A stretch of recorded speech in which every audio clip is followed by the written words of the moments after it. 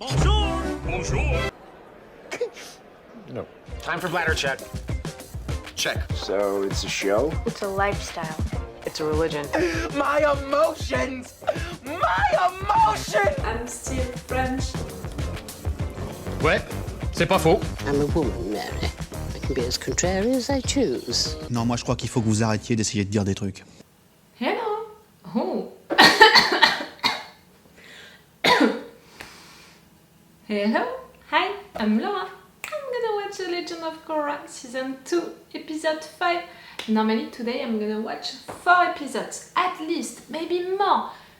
Really, I'm taking the entire day just to watch episodes of The Legend of Korra. That's gonna be a good day. But it's a day which is beginning really early, you know. Like you can hear that I have my morning voice, that I'm into that mood, like everything is peace, everything is calm. It's Sunday morning. I'm gonna spend all of my Sunday with you into that peaceful mode. The last episodes that I watched were emotional, a lot of things happened into it. You know, I spent the time to edit them before this session of binge watching, and I saw that all of what happened with Korra, all of what happened with these brothers who are against each other again, who are beginning that civil wars because of Unalaq, who wants power. In fact, since the beginning, they got me with that, the writers. I thought that the guy wanted to do things right, even if he was doing it in a wrong way. I thought that truly in the past he tried to help his brother by saving the situation with the forest and all, and that he didn't want to have the throne but he was forced to take it, and that just right there he was just repeating the same thing. Not at all. In fact, that first situation into the past, he planned it, this attack, that his brother was going to do that he was going to be banished, that he would take the throne at his place, and right there he planned all of that to take the power of that other tribe. He just wants power and to control, to rule these two tribes. That thing, you know, about uniting the tribes, no, you want them.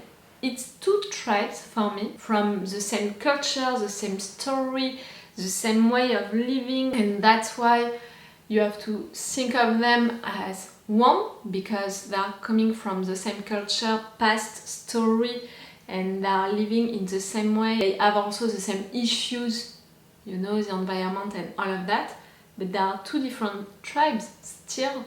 They didn't live sometimes the same battles, the same wars, they don't have the same family, the same story inside of it.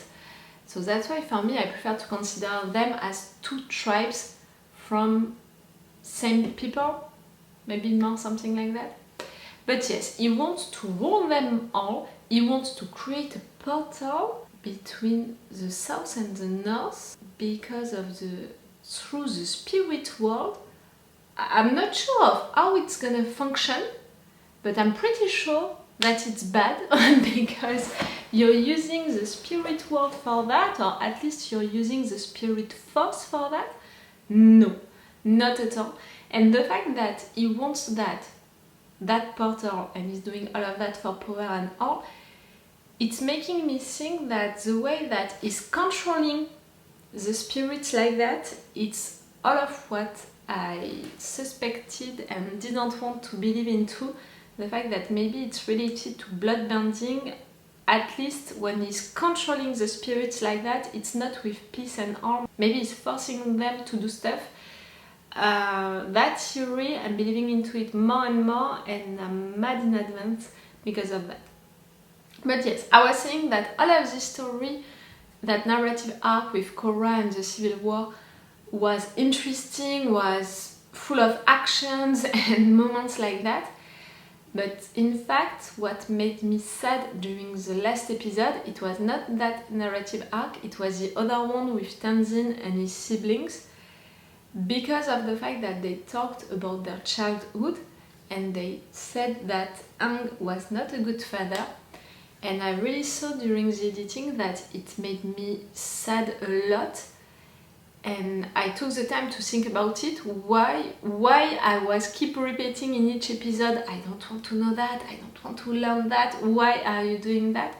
I think that I reacted like that because I love the characters from Avatar: The Last Airbender so much that I don't want people to talk bad about them, but also because of the fact that at the end of Avatar: The Last Airbender, I said goodbye to these characters, truly, and that's why at the beginning of The Legend of Korra, the episode 1 of the season 1, you saw that I was so surprised that we had Katara, really the kids of all characters from Avatar: The Last Airbender. I didn't know that it was gonna be connected so much, so I was surprised about it. And yes, Avatar: The Last Airbender, these characters, I said goodbye to them and I took so many time to imagine their future and to imagine how good, and for me their futures were gonna be amazing, and they were gonna live a lot of more adventures, and they were gonna not stay like they were because they were gonna become adults and all of that, but they were gonna stay loyal, I'm not sure that it's a good word, to who they were, you know, to their principles, to who they were. So it's making me sad to understand that it was not the case for Aang. And I know that it's logical, I know that it's simplifying the thing, you know, about making him human, and he can make mistakes like not being a perfect dad. I know that, but I don't want you to do that because you're ruining in a way the future that I imagined for them. Again, I took so many times to imagine their futures and to imagine them as parents. You know how much I imagined, for example, Sokka as a dad. It was the same for Katara and Aang, and for the future that I imagined for them, for the family that I imagined for them. So to know that this family was not as happy than what I thought, it's making me really sad, and I have the impression that you're ruining a little what I imagined. Again, I understand the logic behind that for Aang, for making him more human, for also these kids, the fact that they are so different, and of course they have their own stories with the situation, and like all of the persons on earth, they don't think that their childhood was perfect. For sure things can be bad into it, but that bad, I mean, I'm really sad for Bumi, who was the first child, who was not an airbender, who was not a bender no matter what, water or airbender, and who felt like he was a disappointment for his father. And I'm sure that Aang reassured him for that and all, but maybe not enough, because still as an adult he thinks that he was not enough, that maybe his father was not proud of him. It's making me really sad for Bumi, for that future that I imagined for Aang, for Kia also, the fact that she had to give up everything into her life to be there for her mother, and for Tenzin, who had to take all of these responsibilities and who didn't see that he had privileges. It's making me sad, yes, to imagine all of that, and I saw that I cried because of that, mostly during the last episodes. Again, I know what the writers wanted to do with that. Were they forced to do that? No, clearly no. Is it bringing something interesting for the show? Yes. I'm choosing to be okay with what they did, but also to disagree with it. Do you understand what I mean?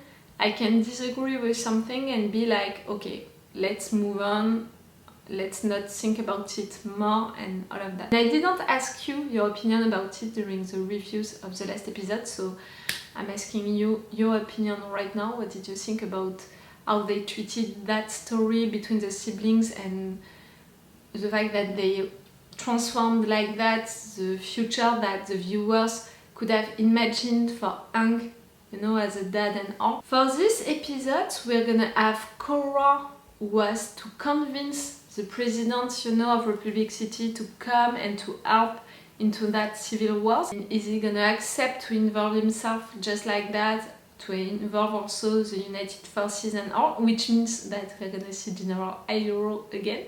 That's gonna be great. But is he gonna accept so easily? I'm not sure, because he's a new president, so maybe he doesn't want to involve himself into a war just like that. And who he is, they didn't talk about it. Maybe it's gonna be related to someone that we knew into Avatar: The Last Airbender. We have General Iroh, so we have the descendant of Zuko. We have Tenzin and all of his family, so we have the descendants of Aang. We are missing the descendants of Sokka. I'm not sure that one of his descendants can be the president of Republic City, but in another hand, during these flashbacks, we saw that Sokka had this position in Republic City, and I'm gonna see that right now. Like usually, you have my Patreon on which you can have the episodes earlier. Right now, I don't know. 1 week earlier, 2 weeks earlier, I don't know. Check the description if you want to have the answer about that, and with an extended or a full reaction part. Let's go for this episode 5. Whew. I'm sorry, I told you, it's Sunday morning. I think that I'm gonna make myself another coffee, maybe. No, stop.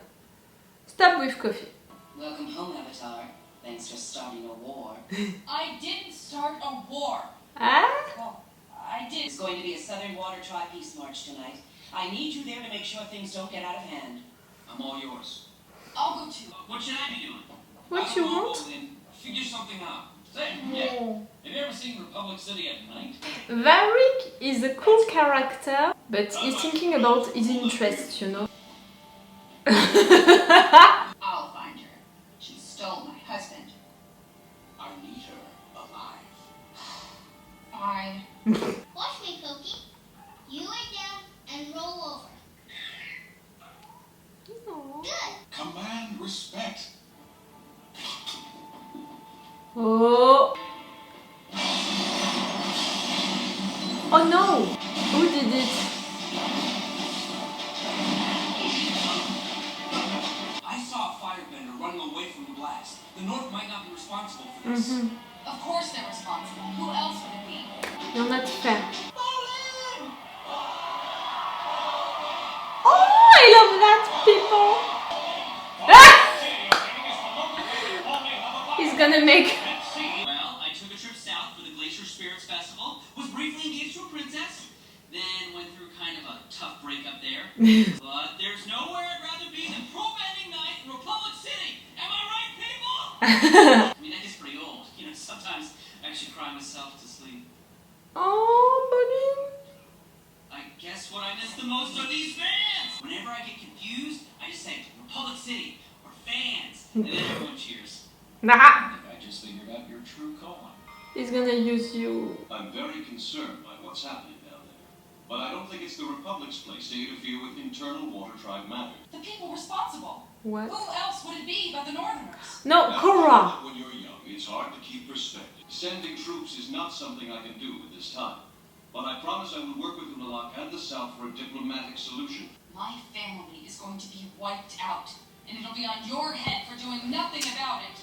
Your boss, right? I'm sure he cares, but he can't just tell his people to go fight a battle at the South Pole that has nothing to do with them. Thank you, Michael. What's with you and sides? Why do you always think I'm working against you? Yes, Well, you're not Korra. helping me. I'm doing my job. Well, excuse me, officer. Don't let me stand in the way of you writing tickets. I'm Oh. trying to save the world. I can't talk to you when you're like this. The contrary, Korra. You're the one who's like this. Yes! And since the beginning of this season, I know this season, anger is gonna be really her mood. Need those troops now. And my company is about to go under. Brain work requires increased circulation. Let's do this! We just need the troops! Let's go straight to them! You don't want the military to go against the president. You don't want to create a coup, you know, in a way, a military coup. I had a film crew documenting the entire northern invasion. That's great. Playing a Southern Water Tribe hero, battling the evil Unalaq. No one will root for the North after they see the adventures of Nuktuk. That's propaganda. Show them the truth, what happened. Okay, but to transform the thing. Genius.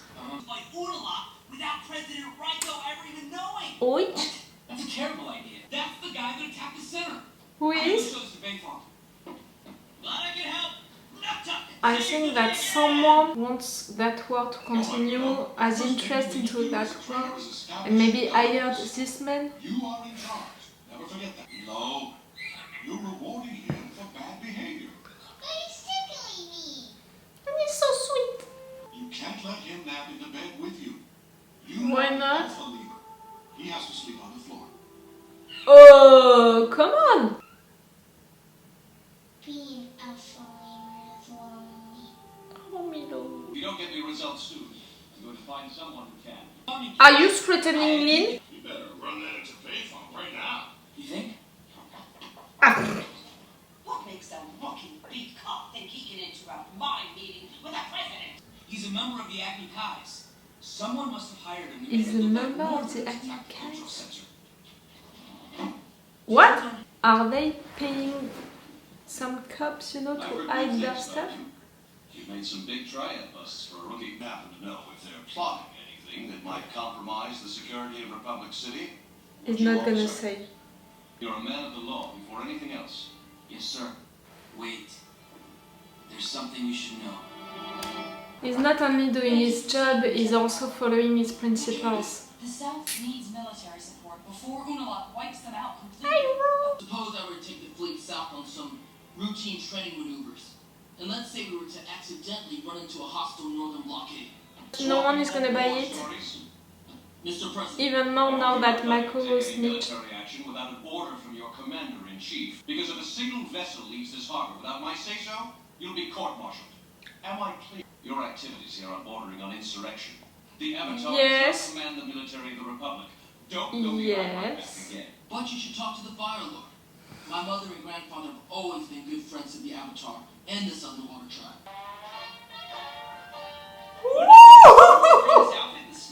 Hey. How about that, huh? It's the latest product in my very manageable hairline. We Oh, sell he's a still million alive? cases of cheap wine. You seem stupid like that, Bolin. Pokey, sit. Roll over. Good boy. Well done, Milo. Well I knew done. you could learn to train Pokey. Not just Pokey. I trained all the leaders. You did? Milo! Good job, Milo! I created a monster. Oh, come on, Tenzin! Maybe we should forget about all this training discipline for now.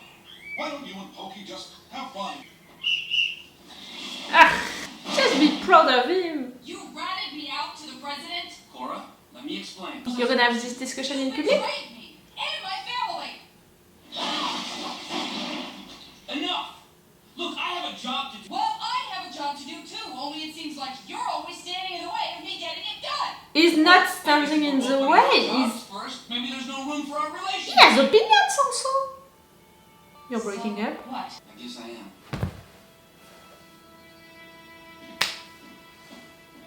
What the flameo happened here? I broke up with the Avatar. You got off easy. I've seen their Temple Idol after Tenzin broke up with me. I could pay to see that. They're already there? Oh, what is it?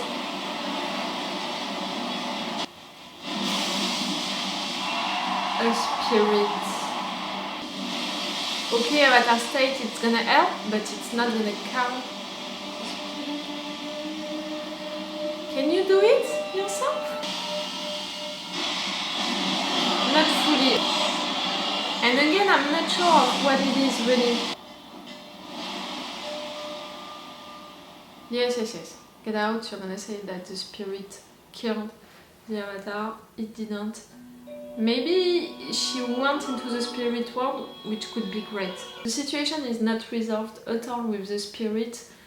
You know, even when it happened, when she released that forest and all, I didn't buy that the spirits would come just like that, just because they released that forest.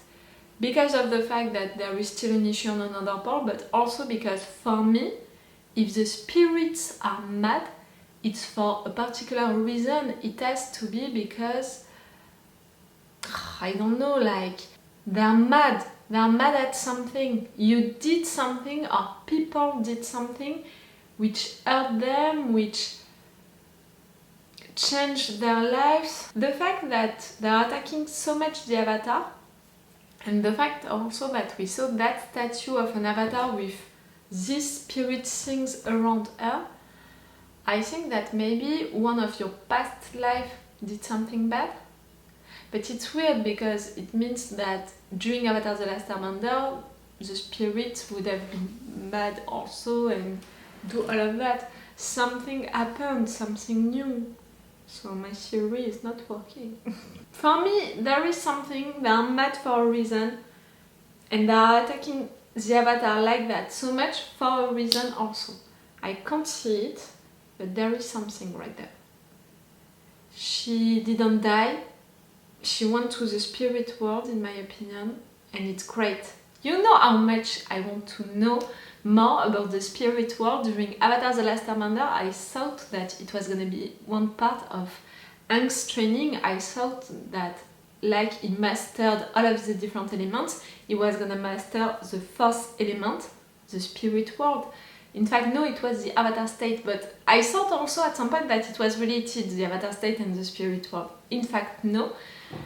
But still, for me, if you are the bridge between these worlds, between the human world and the spirit world, if it's one of your power, you have to master that power. So maybe it's that, you know, mastering that power, it's to talk with the spirits, to go into the spirit world and to calm that situation. I'm so glad that all of this season 2 is about that, you know, it's named after that. So she's gonna go into the spirit world, maybe she's gonna meet again that monkey. Again, if you were there for my binge watching of Avatar The Last Airbender, you know how much I was obsessed with seeing again that monkey. I had the impression that we saw just a little of it and that in fact it was there for something else, something more, that it was gonna be maybe an helper for the end of the show at some point. It didn't happen. It frustrated me a little, so maybe we're gonna see him again right there. The situation during this episode, the narrative arc with Tenzin was less emotional, thank you for that, was more about fun, you know. I think that the thing that we can keep from it is the fact that Milo trained all of these lemurs. Maybe at some point it's gonna be useful, maybe we can use this new army, new furry army to do something into that war, maybe. I'm glad that Tenzin is spending time with another of his kids. I don't like the fact that at the end is not congratulating Milo for what he did with Poki, but also with all of these other lemurs. Okay, you can think that you created... Okay, you can think that Milo went too far with that, but saying that you created a monster, no. And you can be impressed also by what he did. He did so good. He didn't train only Poki, but all of the other lemurs. Like, it means that he is someone who is not giving up on stuff, who is doing stuff entirely, you know, until he succeeds. And he is someone who can be a good leader. He can do big stuff. For me, I would have congratulated Milo. I would have told him, okay, calm down, go have some fun and release your lemurs. That's gonna be okay. Maybe you went too far, but I'm proud of you and of what you did. I admire the fact that you're not giving up on things. It's good, my boy. So yes, it was a fun narrative arc for Tenzin and the situation into the temple during this episode. For all of the Korra narrative arc, I said it a lot during the last episodes. I know what the writers are trying to do with her for this season. She's annoying on purpose, you know. She's a teenager, she's impulsive, she has a big mouth. She was already like that during the season 1, but during this season 2 it's amplified. She's into that phase when you're a teenager, when you think that everyone is against you, that no one understands you, and you're angry at everything and everyone, and even more at the people who love you, who are there for you. That's what she did with Tenzin, that's what she did at some point with her dad, and now that's what she's doing with Mako. It's annoying on purpose. The writers, they want that. They want us to find her annoying, but maybe it's too much, because now it's beginning to be hard for me to just tell myself that I understand the situation, it's logic, it's logic. At some point I'm just gonna be like, woo! Grow up! Really, you need to grow up, you need to, hey, take a Xanax, take something, have a beer. Really, just relax, girl. You're going too far, you're treating people badly. I understand why she's doing all of that. She wants to protect her people, she wants Republic City to intervene, and I understand all of that, but she's accusing people to do stuff when she doesn't have any proof about it, which is bad. During the first season, she accused people to do stuff like Asami's dad and all, but she had proofs about it. Right there, she doesn't have any. I'm all for the Avatar, Korra, having opinions and rooting for them and all, but right there it's not that you're doing. You're going too far. And the president, even if I would have loved for him to listen to Korra more, I can understand also his position that he's not gonna take a part of this war just like that so easily. He needs to see things more clearly, to try before that to talk with the persons who are concerned by this war. Like, you're not choosing a side and intervening into a war before talking with all of the sides of this war and before trying to understand the situation, and also maybe to find a way to resolve it without intervening into the battles, you know? Like, it's his forces, it's his people. I totally understand that. It's gonna take more time, and you're not helping, convincing him by trying to do things without him, like right there to go to see General Iroh and to convince him to intervene by himself. I love the fact that he wanted to do it, General Iroh, because it means that he's someone who wants to be into the action and who wants to do things right and all. But I'm glad that in fact he's not gonna intervene. After that, Korra, what you did, talking like that to Mako and all, being mad at Mako, not understanding that Mako, okay, is doing his job, but also is following his principles. Like, no, he doesn't think that what you're doing is right. He has a right to have an opinion, and he's not forced to always follow you into what you're doing. Like, Korra, for her, it's about taking sides. No, you can disagree with someone and to still be into her side. Grow up. Really, Korra, you need to grow up. That's gonna be the main thing about this season. And it's only the half of the season, I think. Oh. No, not even the half. Hoi hoi. So Korra is not helping by acting like that, but Bolin also and Varrick, they're not gonna help. I was all for Varrick showing all of these pictures that he filmed into to show the truth, to show what happened. But if you want to transform that by adding Bolin, that ridiculous version of Bolin and all, it's ridiculous, but it's also fake and it's propaganda, it's not the truth. So I don't want that, and I'm not sure that it's gonna help. Varrick is really a funny character. We can see that he's bringing a lot of funny moments and that he has also a lot of resources, financial resources, so we want him on our side for these two reasons. But the fact that he's thinking about his interest first and that he can be unpredictable, it's making me worried about the future, about the decisions that he can take. For now, he's on our side. Is it gonna stay like that? It can be. I don't think that he's gonna be into Unalaq's side if Unalaq is offering him money or stuff like that. I don't think that he's gonna do something against his own tribe. I think that he's loyal to his people, Varric, but he's also loyal to himself. Like, he wanted to do that rebellion against Unalaq and all. I don't know. I don't know if we can trust him. We can consider him as an ally. We can work with him, but can we trust him for real? I'm not sure. We'll see. Bolin, he has to stop being like that.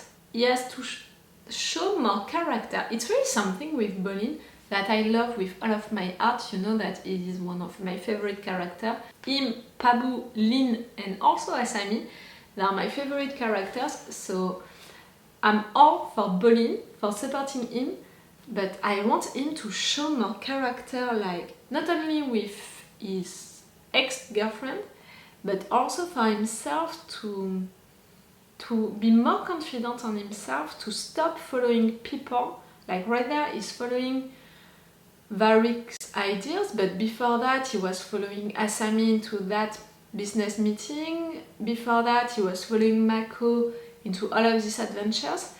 Bolin, you need to stop following people and to really do things by yourself, for yourself, choosing things to do, acting really for what you think. I really hope that it's gonna evolve into that direction, Bolin. And I hope also that we're gonna see more about Asami. We have her right there a little, but not enough, not as much than during the season 1. I understand why, but I would like to see her more. Lin, I'm glad that we are back into Republic City for that, because we are seeing her more. That guy threatening her of, you know, I don't have the word for that in English, to not let her keep her job. I don't like that. Don't threaten Lin, never. She's my hero. She's so brave, she's so great and all. Her character also, I love that. You know what she said to Mako, like, you're still alive after that breakup? It's great. Okay, I'm gonna stop this review right now because I'm gonna watch at least 3 more episodes today of The Legend of Korra. So it's all for you for today, and it's all for me for now, so bye for now. Bye. Wait a minute, Doc. Are you telling me that you built a time machine? Great.